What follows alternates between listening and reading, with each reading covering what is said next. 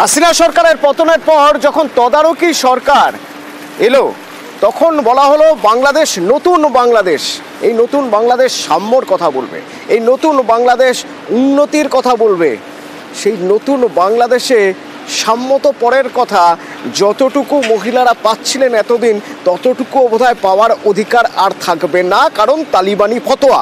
কীরকম ফতোয়া? যেরকম ফতোয়া আমরা আফগানিস্তানে দেখেছি, মহিলাদের ফুটবল খেলতে দেওয়া হবে না। মহিলাদের ফুটবল টুর্নামেন্ট চলছিল আর সেখানে রীতিমতো হামলা কট্টরপন্থীদের, ফুটবল খেলতে দেওয়া যাবে না। আর উদ্যোক্তাদের সঙ্গে ঝামেলা, 20 জন জখম।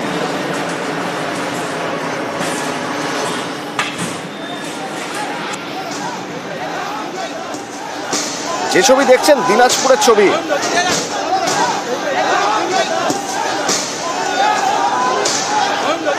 ফুটবল বন্ধ করতে হবে মহিলাদের, মহিলারা ফুটবল খেলতে পারবেন না, ফতোয়া। তাই মহিলা ফুটবল টুর্নামেন্ট চলছিল আর সে সময় হামলা চালানো হয়।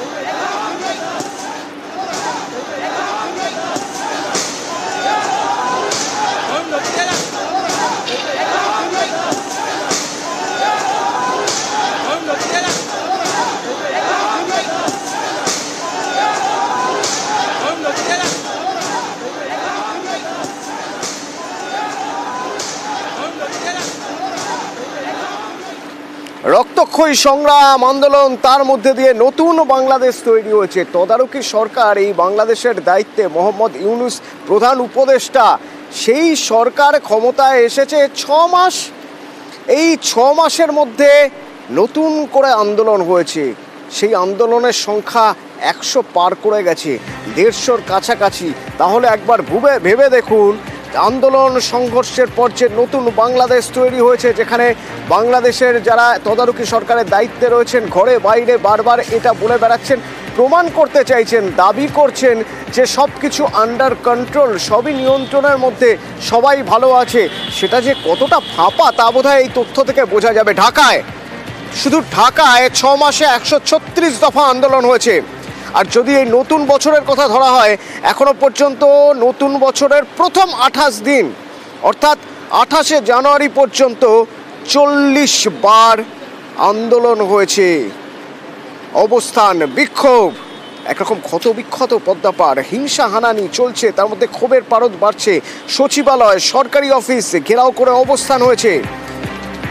এবার রাজনৈতিক বিশ্লেষকদের দাবি, এটা হওয়ার কারণটা কি? তারা বলছেন যে তদারকি সরকারের কিছু নড়বড়ে অবস্থান আসলে এইরকম পরিস্থিতি তৈরি করেছে। এখন ইউনূস সরকারের আমলে অনেকে নতুন সুযোগ সুবিধার জন্য অনেক আন্দোলন করছে, সফল হয়েছে অনেকে। একদল গোষ্ঠী চাচ্ছে যে তাদের যে পদক্ষেপ বা দাবি দাওয়াগুলো আছে সেগুলোকে সরকারের কাছ থেকে হাতিয়ে নিতে। মানুষ একটু ফ্রিলি কথা বলতে পারতেছে, এই জন্য মানুষ চাইতেছে একটু আন্দোলন করে আমার অধিকারটা আদায় করে। আগের সরকার কি করতো, পুলিশ অথবা লাঠি চার্জের মাধ্যমে আন্দোলনটা থামাই দিত, বাট এখন সেটা করতেছে না। আন্দোলন বিক্ষোভে যখন কাজ হলো না, তখন ধর্মঘটের পথে বাংলাদেশ জুড়ে রেল ধর্মঘট, তার মাঝে রাজশাহী স্টেশনে ভাঙচুর হলো। আর এ তো গেল ঘরের কথা। যদি বাইরের সমস্যার কথা বলা হয়, মোহাম্মদ ইউনূস শেখ হাসিনার আয়ের উৎস নিয়ে প্রশ্ন তুলেছিলেন। এবার শেখ হাসিনা মোহাম্মদ ইউনূসের আয়ের উৎস নিয়ে প্রশ্ন তুলছেন। রেল স্টেশনে তুলকালাম, চেয়ার ভেঙে বিক্ষোভ, রীতিমতো তাণ্ডব। এই ছবি বাংলাদেশের রাজশাহী স্টেশনের।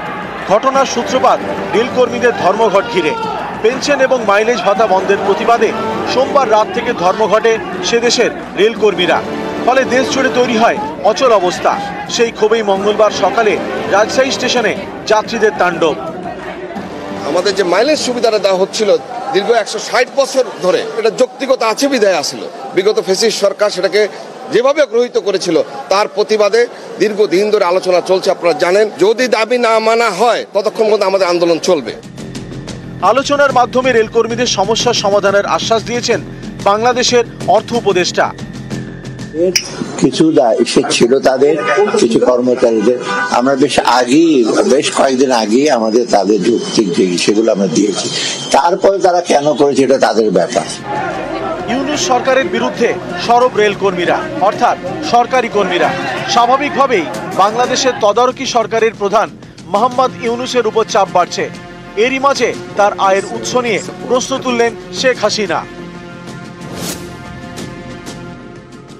বিশ্বব্যাপী তার খুব নামধাম, এত কিছু সে অর্জন করলো, এই রাষ্ট্র পরিচালনার দায়িত্ব নিয়ে চরম ব্যর্থতার পরিচয় দিয়েছে। তার ক্ষমতা লিপ্সাই না, তার অর্থ লিপ্সাটাও অনেক প্রবল। তার যে এত টাকা যা দেশে বিদেশে সে সমানে খরচ করছে, এই টাকাগুলি সে কোথায় পেল? গ্রামীণ ব্যাংকে চাকরি পায় ইউনূস 90 সালে। এমডি হিসেবে তার বেতন ছিল 6,000 টাকা। 2023 সালে ইউনূসের 3 ব্যাংকে যে টাকা, বিশেষ করে একটি ব্যাংক, সেখানে 118,27,76,300, এই 118 কোটি টাকা তিনি কোথায় পেলেন? কয়েকদিন আগে আর্থিক দুর্নীতি নিয়ে হাসিনার বিরুদ্ধে সরব হন ইউনূস। ব্যাংকের টাকা বিদেশে পাচারের অভিযোগ তোলেন। Suddenly a new government emerges, build up the economy again, let the economic machine run, because this whole thing stopped. And when you try to start the economic machine, you say that machine is completely destroyed because money laundered away from the country. Total amount estimated is about $17 billion. I think this should be recorded someplace, studied how governments can do that kind of plundering. The simple way they did it, you let the board of the bank resign. She puts her own people in the board and let her friends and relatives take away as much money as they want by giving them loans. On paper it's a loan. Actually these loans will never expected to be paid back. So you are literally robbing the whole bank. Mohammad ইউনূসের এই মন্তব্যের পরেই জবাব দেন Sheikh Hasina. Audio বার্তায় তার বিরুদ্ধে সুর চড়ান। BFIU Bangladesh ব্যাংকের যে তদন্ত কমিটি, সেই কমিটির হিসাব মতে 2001 থেকে 11 66 কোটি টাকা রেমিটেন্স আসে। হ্যাঁ, উনি বলবেন উনি লেকচার দিয়ে টাকা পেয়েছেন। উনি যে বিভিন্ন জায়গায় লেকচার দিতেন, এক লেকচারে কত টাকা করে পেতেন। হ্যাঁ, তার বাপের ব্যবসা, সেই ব্যবসা তারও ব্যবসা, সেখানে সে গ্রামীণ ব্যাংকের থেকে মোটা টাকা প্রায় 9 কোটি টাকার মতো তিনি ঋণ দিয়ে অন্য একটা ব্যাংকে যে ঋণ খেলাপি ছিল সেই টাকা শোধ করে, এবং যে টাকা ঋণ দিচ্ছে সে ঋণের টাকাও আবার উনি মাফ করে দেন। এইভাবে গ্রামীণ ব্যাংকের অর্থ নয়-ছয় করে। নিউজ 18 বাংলা।